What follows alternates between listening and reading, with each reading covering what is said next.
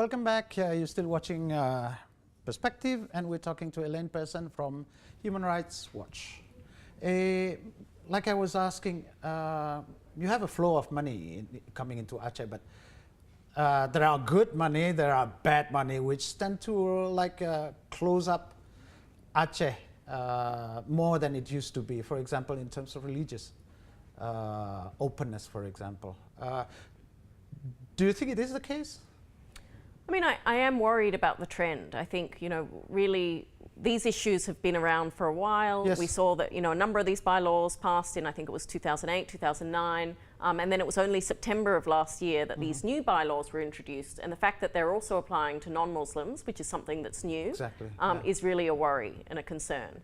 And I think that, the officials in Aceh really need to think about what kind of possible impact these bylaws may have on tourism and on the Acehese economy, on investment in the area, because I think it's, these are medieval punishments that were being proposed, 100 lashes. And this is very out of step with, I think, the image of, a modern democratic Indonesia. Restorative and preventive rather than that has moved punitive. on from the civil war, and that has moved on from, a number of these concerns that were really holding Indonesia back. Right. So I think, there is really a danger that that the province of Aceh is really sort of closing itself off.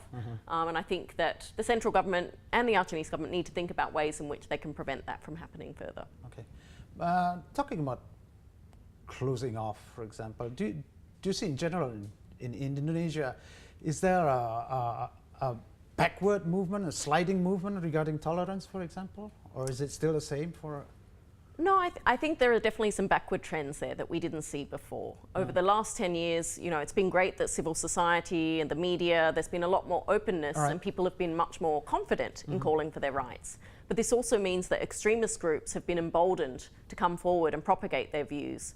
And they've gotten a lot of traction under the previous administration. And so this means that groups like the Ahmadiyya are now banned, the Shia in some places are banned, the blasphemy law is being implemented much more than it was in the past. We've seen hundreds of Christian churches forced to close because of the houses of worship decree. These are all very negative signs, which I think point to an Indonesia that is much less tolerant of religious diversity and is really against, I think, the principles in the Indonesian constitution to respect freedom of religion. Is it as a whole in Indonesia, or are you speaking in particular regions? We've noticed this across various different regions. Yeah, I mean, I think there's been some particularly bad cases in West Java, but, we issued a report last year which documented this in Sulawesi, in Java, in Sumatra, many different parts.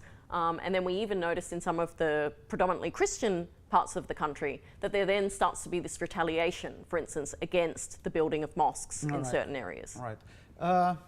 What do you think is the priority for the government to address this growing intolerance, let's say? Well, I mean, I think it's early days yet, but certainly the president, during the candidacy, he was asked about these issues, and he made some sort of positive remarks about how, the need to respect Pancasila and the need to respect diversity of opinions. But I think much more needs to be done besides those words. And the first step should be revoking these discriminatory decrees on religion, for instance, that make it very difficult for churches to get the official permissions to build, their church. Also the blasphemy law, again, I think this is really problematic that people are going to prison simply for expressing different religious views. Yeah.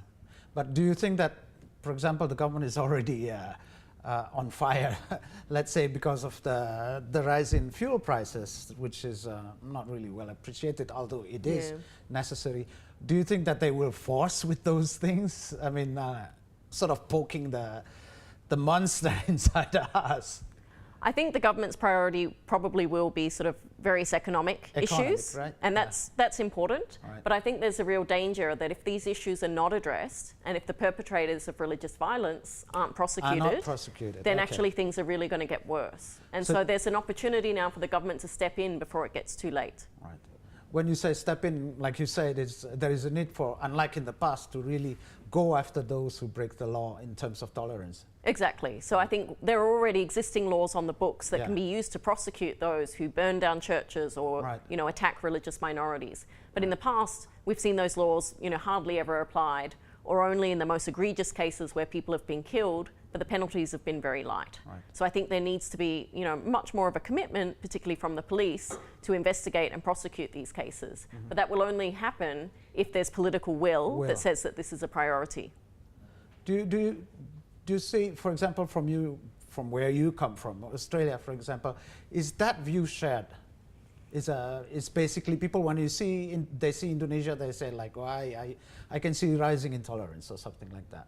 I mean, I think Indonesia's, for a long time, people were like, it's the model sort of Muslim democratic country. That was what I hear when I was small. Peaceful. I mean, if you compare it to, somewhere like Egypt, yes, certainly I think Indonesia, is leading the way. But I think there is growing concerns, particularly, recent closure of Christian churches, for instance.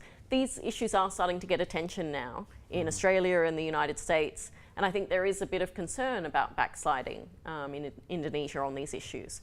And it seemed like initially, the Ahmadiyya were an easy target. Right. But now the targets are getting bigger. Now it's also the Shia. And so, I think there's definitely a level of concern in Australia, particularly from the Australian government officials, about how they can sort of engage with Indonesia and support the authorities to help address these problems. Right. How would you go about it? Because in the past it's been a very thorny issue. Like Indonesia would say, why are you meddling in our own affairs? I mean, like, how would you go about it? Yeah, I mean, I think it would be counterproductive for, the Australian Prime Minister to, start lecturing Indonesia on religious tolerance issues. I'm waiting for that. But I think there are certainly ways in which the Australian government can be asking questions, can be showing that it's paying attention to certain issues, particularly cases. And I think actually that pressure, when foreign diplomats are actually, attending the trials, showing that they're concerned about individuals who are being prosecuted under the blasphemy law, for instance, that can play a very influential role. Okay, we have to break again. Please stay with us. We will be back soon.